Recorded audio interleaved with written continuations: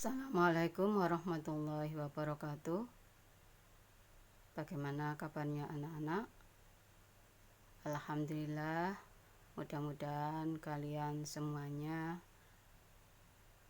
tetap diberikan kesehatan oleh Allah dan tetap semangat untuk mengikuti pembelajaran di subtema yang kedua pagi hari ini. Untuk subtema yang kedua, Ustazah akan menjelaskan yaitu kalimat efektif dalam teks eksplanasi. Kalau kemarin kalian sudah mempelajari yaitu struktur dalam teks eksplanasi, untuk subtema yang kedua kita akan mempelajari kalimat efektif dalam teks eksplanasi. Kalimat efektif ini mengulang lagi, yaitu kalimat yang sesuai dengan PUEBI. Artinya kalimat yang ditulis itu harus semuanya mengikuti pedoman umum ejaan bahasa Indonesia. Kita perhatikan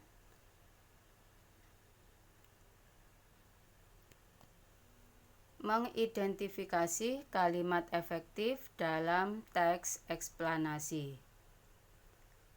Kalimat efektif adalah kalimat yang disusun dengan memperhatikan pedoman umum ejaan bahasa Indonesia.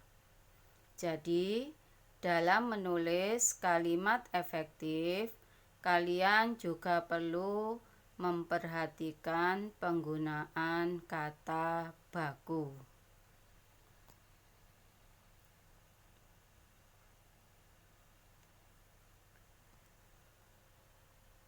Lanjut berikutnya.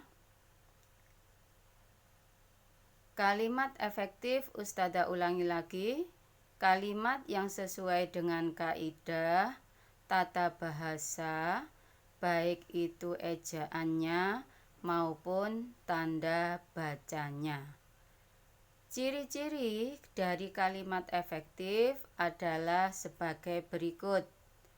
Yang pertama, menggunakan kata-kata baku. Yang kedua, terdiri atas struktur kalimat yang berurutan dan bermakna logis. Artinya, sesuai dengan penalaran atau masuk akal.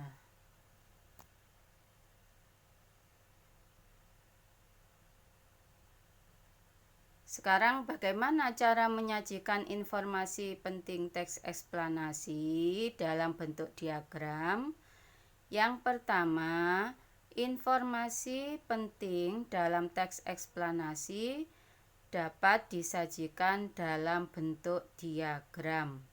Ini untuk mempermudah kalian menentukan strukturnya, mana pernyataan umumnya, kemudian deret penjelasnya, terakhir yaitu interpretasi atau penutupnya. Yang kedua, informasi yang disajikan itu dapat diambil dari kalimat utama setiap paragraf. Yang ketiga, cara menemukan informasi penting dalam teks eksplanasi juga dapat kalian menggunakan kata tanya, apa, di mana, kapan, siapa, mengapa, dan bagaimana.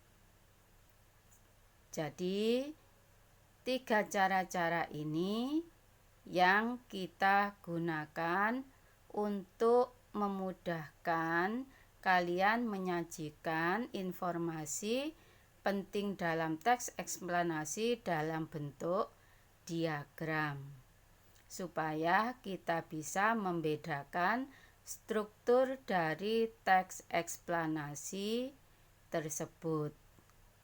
Untuk teks eksplanasi tentunya kalian di subtema yang pertama, kalian sudah banyak membaca contoh, yaitu penemu bola lampu, penemu ban, penemu radio, dan sebagainya. Itu bisa kalian baca-baca lagi, kemudian kalian perhatikan tentunya isi dalam teks eksplanasi itu banyak menggunakan yaitu pedoman PUEBI.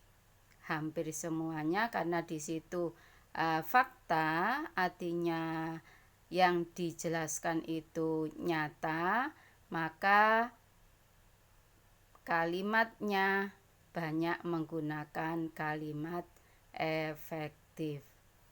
Demikian penjelasan Ustadzah. Untuk tugas, menunggu informasi berikutnya dari Ustadzah share nanti lewat WA group. Ustadzah akhiri, wassalamualaikum warahmatullahi wabarakatuh.